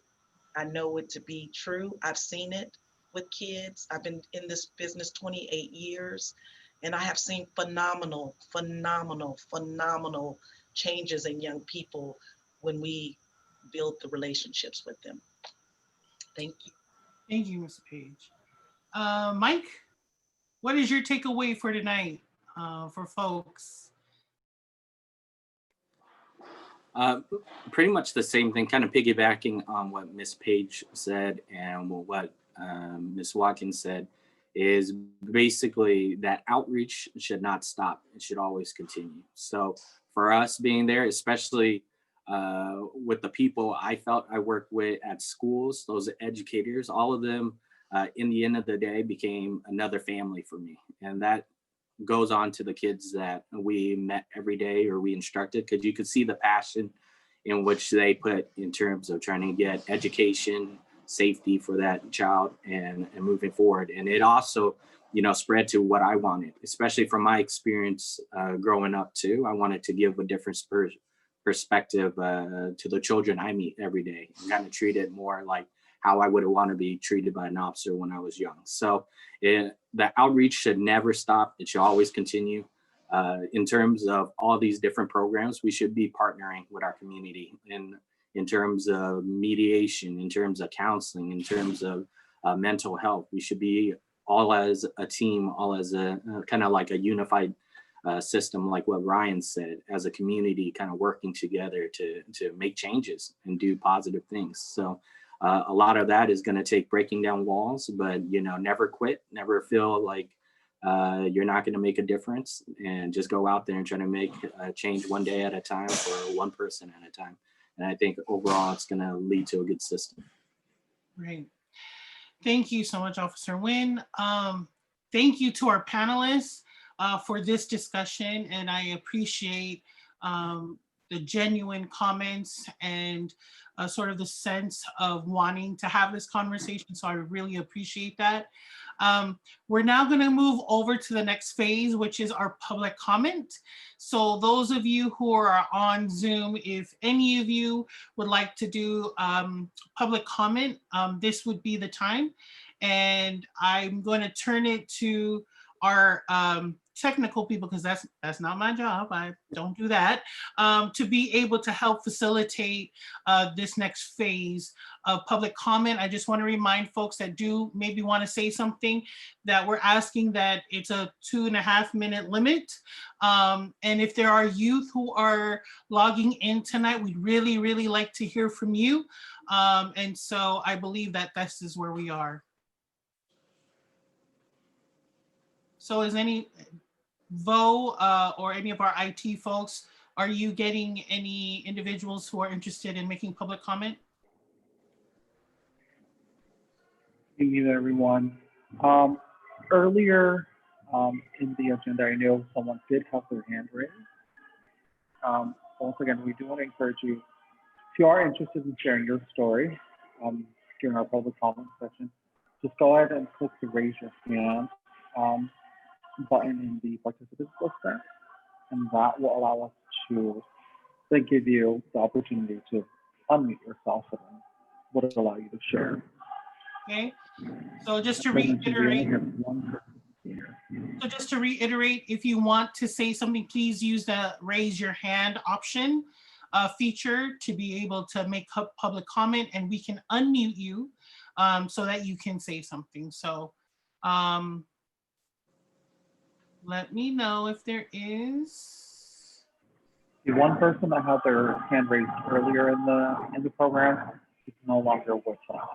Okay. So right now we have no their hands raised. Okay. Anyone else? This is your time. We're looking for any youth and adults. If they would like to make any public comment at this time, this is the time that it is allotted for that. So I know that there were some questions that came up in the chat, and we've engaged with those individuals. But if there's anyone else who would like to give public comment, I do show that there is a hand raised. Go ahead, Vo, if you can unmute them and give them the 2-minute, please. We do. The floor is yours, Hope. Hello. So, sorry, I don't know why the name's wrong. My name's Anthony. So basically, I'd just like to share that I've had an extremely positive experience with San Mateo Police in the past, and officers in San Mateo that I've noticed are more than happy to take a moment out of their busy schedules to talk with you and answer basically any questions you have. Even though their schedules are extremely busy and their days are extremely long, they're more than happy to take a minute to talk with you and answer any questions you have, basically, as long as they don't have some priority call they need to respond to. But I just like to thank them and say I'm glad to live in San Mateo because the officers are if you have a question or have anything you'd like to ask them, they're more than happy, and they just like to talk with you if you have any questions, as long as they don't have some sort of priority call they need to respond to. And I just like to say thank you to them. Thank you very much. Thank you. Any other comments? Anyone else? Please feel free to raise your hand, use the raise your hand option. Also, if you have a question for a panelist, maybe you have a question for a panelist and you would like to use your public comment for that, we can also do that as well. Melissa, we do have one question that was submitted via the Q&A box there from a participant named Lisa. Do you see that on your screen, Melissa? Mm-hmm. Which one? Oh, sorry. There is a question. What are the best ways to support youth, as well as some of the least utilized ways? So that was a question from Lisa. What are the best ways to support youth, as well as some of the least utilized ways? Oh, the question went away. Okay. I also want to acknowledge that there is someone who brought to address Shara's question, how can we do better? I think one of the biggest hindrances to making schools a safe space is too large class sizes. As a middle school teacher in San Mateo Foster City School District for the past 4 years, this was my biggest hurdle. With 180 classes, 180 students, it's nearly impossible to foster connectedness and create safe spaces. We need to decrease the caseload of teachers who are on the front lines. So thank you for that attendee who has shared that. I don't see any other hands raised. So I'm going to go ahead and just acknowledge if there were any other things that came up for any of our youth panelists that you would like to share at this time. Again, tonight's focus was really around our youth and how to engage in police. So if there were any other last things that may have come up during the closing of the discussion, if there's something you want to say, please feel free to say it. I don't want to force anybody. I'm not a teacher. I'm not. Okay, yes. Go ahead, Tiano. Hi, sorry. I wanted to ask, in cases of different like communities of like how their crime rate affects what the officers or the designated department is doing. Is there any reason or any way of like catching data on like the crime rate and how they're helping the youth in that community? Does that make sense? Am I making any sense about that? Yeah, so is there data being collected around different areas? Is that what you're saying? And and what communities are impacted? Yeah. I want to make sure I catch it. I want to make sure so one is, maybe you, Officer Nguyen, could say if there's data being collected about youth engagement, whether it's negative or positive. Is that something that you all collect in terms of youth engagement throughout San Mateo? Yeah, as well as the type of crime rate that's involved in that community or area as well. And is there any way of helping the youth in that environment that has a high crime rate and help, battle and like, fight back whatever is being created in their community they're naturally surrounded by? Yeah, just to kind of answer that question, as far as data, I'm not sure who does that. Unfortunately, I'm not very good at math, so it's not in my wheelworks on the data side. I know our department, though, if you make a request in terms of looking up specific data, it's something that they could address and kind of look into and try to get for you by going through the numbers and kind of charting it. I know some programs that we did as school resource officers that the youth service unit kind of looked over to see their effectiveness was kind of like the GREAT program at school, the gang resistance education and training, and kind of seeing what impact that had. Some of the data that we gathered for that kind of showed whether it was positive for kids or not positive. So I know we did collect data on that. For the specific numbers, I don't have that on hand, but if you request it from our youth services unit, they could probably provide that. I know as far as when I was working in schools, a lot of what kind of prompted new programs and stuff was just talking to kids. I know our staff had such a great connection with the kids in terms of what are you interested in, when, what would help you become a better student, or what would encourage you to be more vested in school. Those were the type of questions that a lot of the schools asked in terms of the administration counselors. And that kind of helped us develop programs that help target more of a positive relationship with police, but also help target how they were performing at school. So one that I want to toot the horn of, and it honestly was all the job of the schools kind of working with us to kind of get it started, was the PAL soccer, for example. And that was one big one that I saw like the most difference on. And that was because a lot of times kids don't have the best grades to be able to participate in a sport at school. I know for me in high school, it was an economic issue that kind of made it hard for me to get into sports that I like to play. And when we started touching and working with the schools on that matter, a lot of it was identifying what kids wanted to join certain programs, what kids would take an interest in like boxing, soccer, maybe rugby, all these different sports that they wouldn't be normally able to play. That kind of started getting more of a investment in school, seeing that people were caring about what they liked and what they needed. And it also encouraged them to try to get better overall when in school. They started interacting better with staff there, interacting better with police in public and kind of talking to them. I know one kid that was a part of a program that I saw from a middle school going into high school and everything. A lot of what changed him was that kind of bond, being able to play soccer, seeing officers out there. That kind of changed the relationship for him. And he actually got honored at school for making such a drastic change and improving.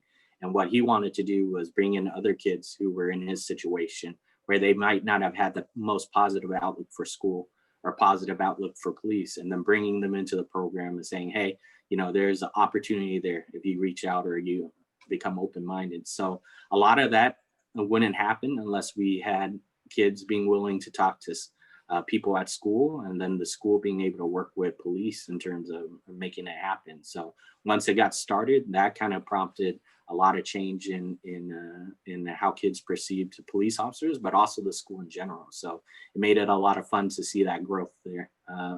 Some kids even who probably would never have wanted to be police before, all of a sudden were like, hey, I'm interested in law enforcement or doing something in law enforcement. How do I start? And that's what gets a lot of our cadets. That's what gets a lot of people interested in interning or even being part of city government, where they can make that change for the future for the people in their community or people who are like them in terms of culture.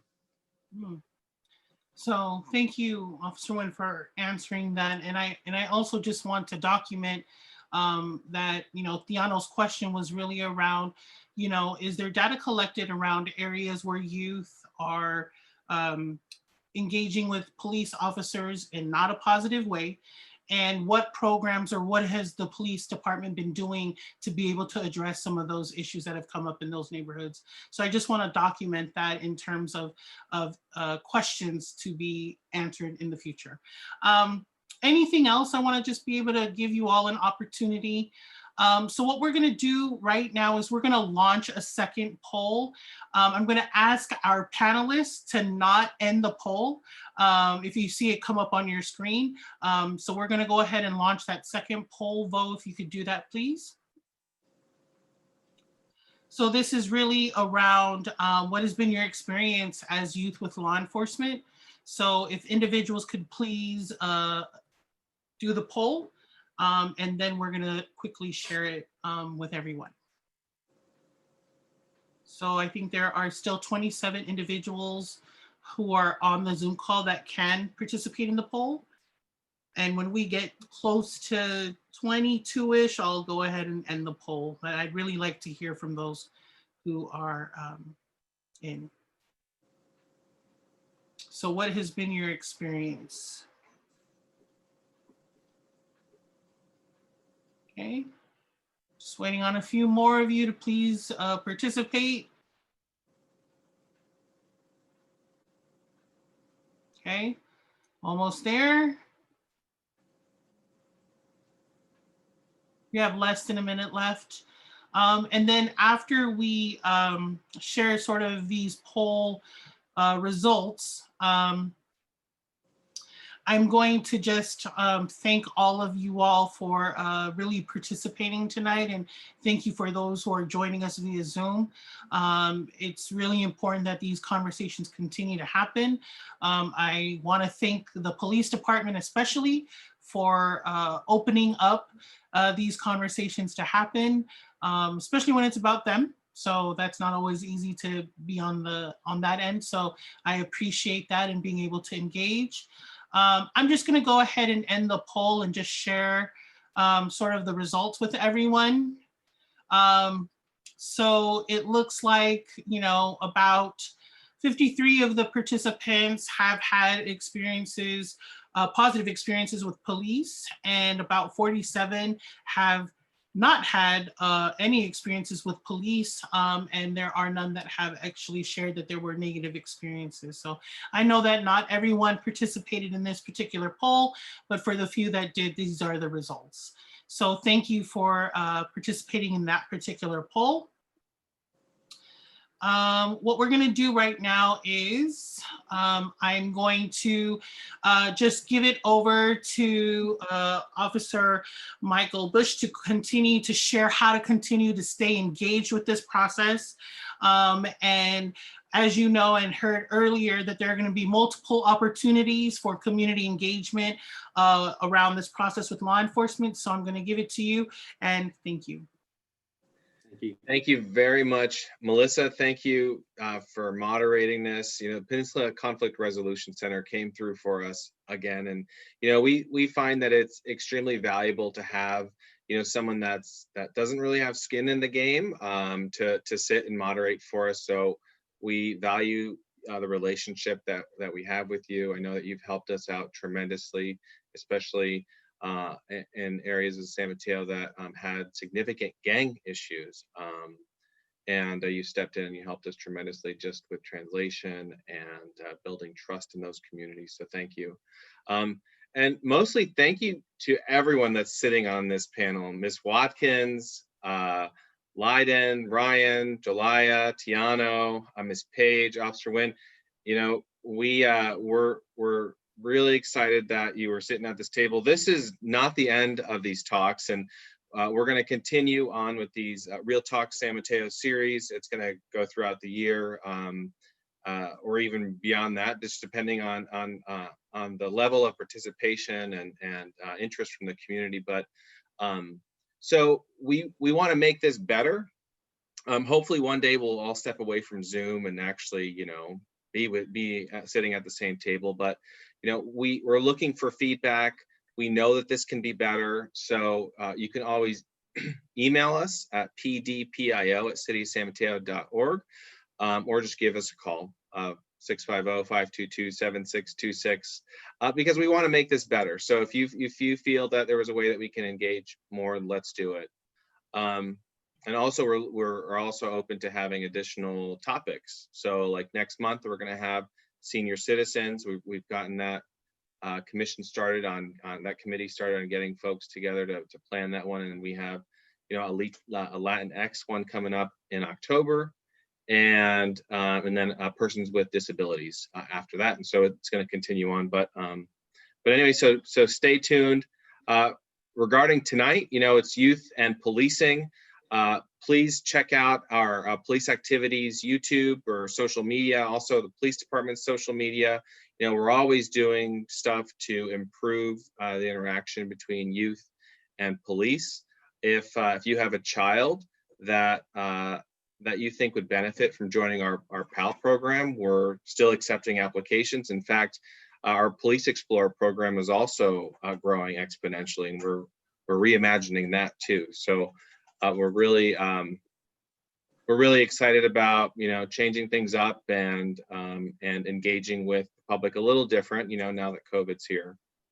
So that's all I have. Melissa, did you have anything else? No, other than just again thanking everyone. I hope individuals who are tuning in learned something new or had deeper understanding around some of the information that they heard.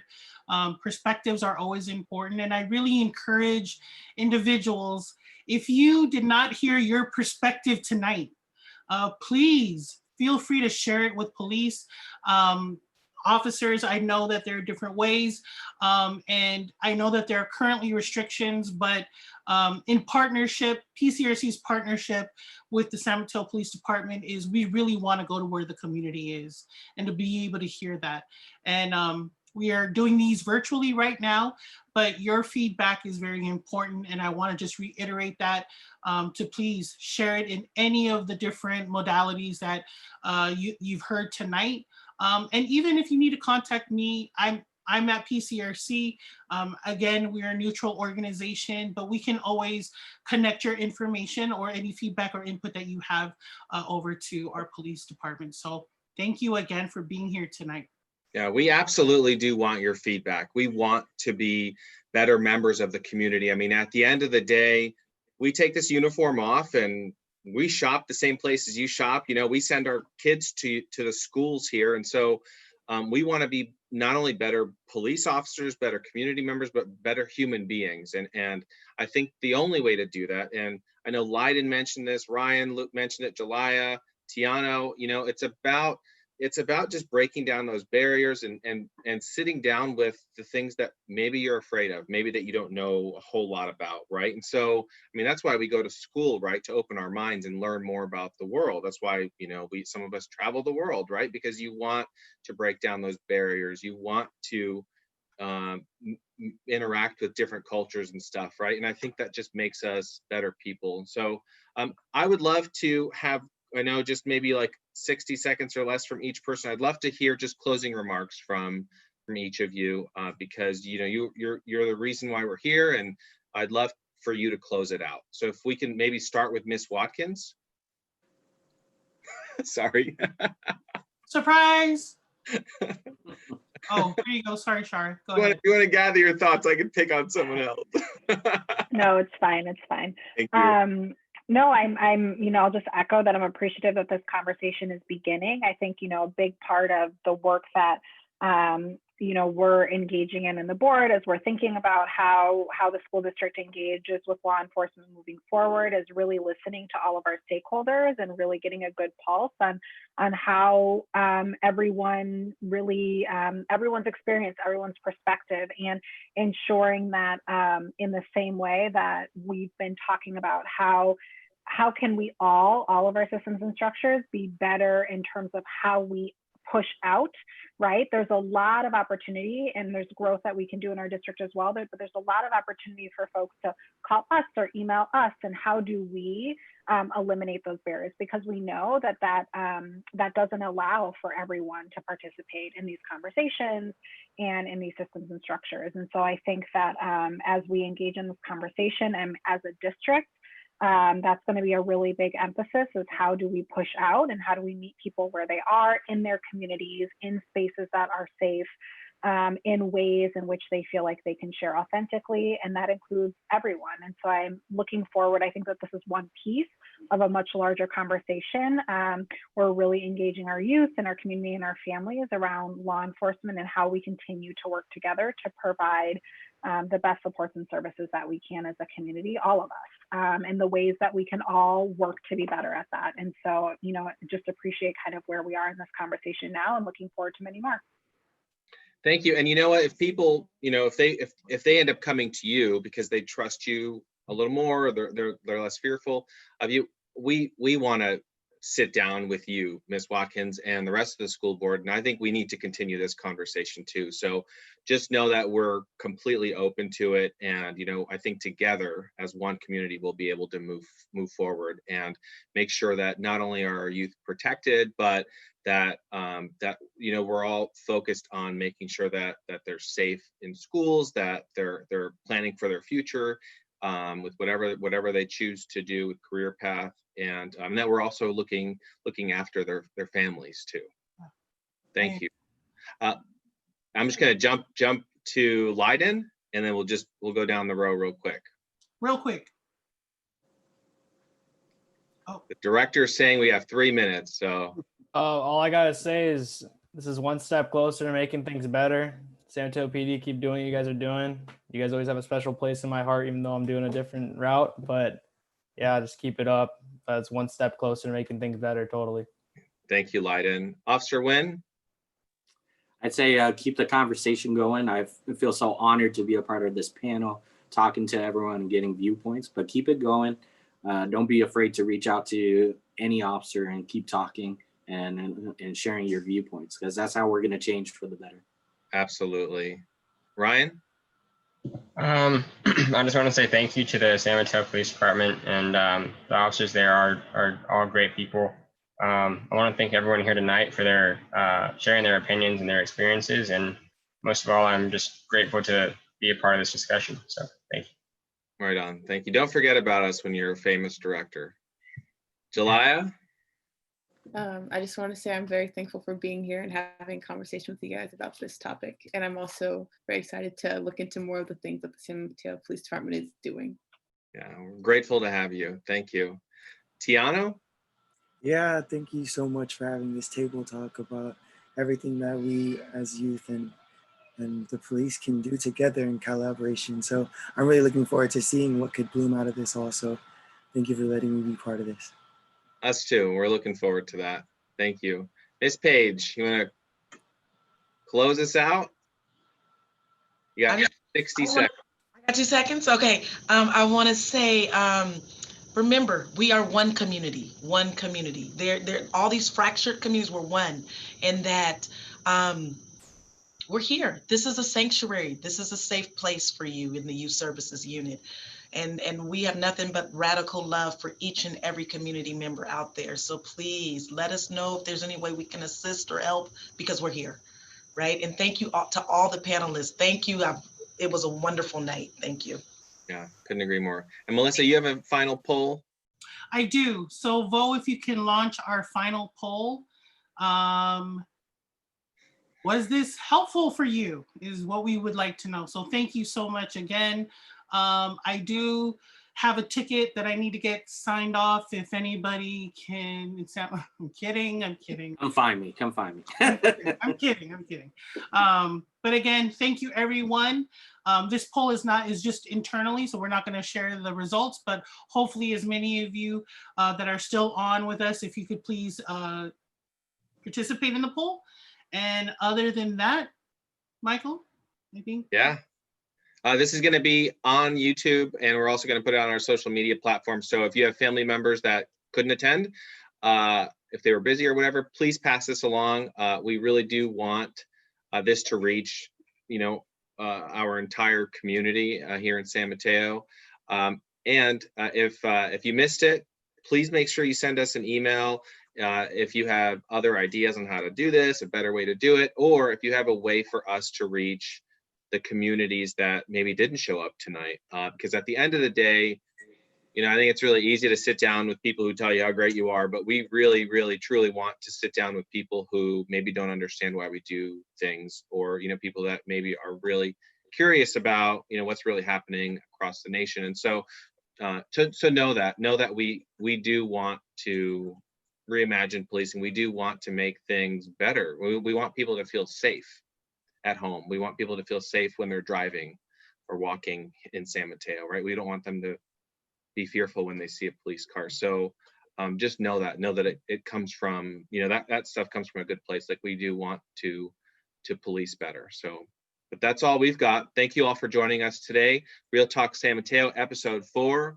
We're out.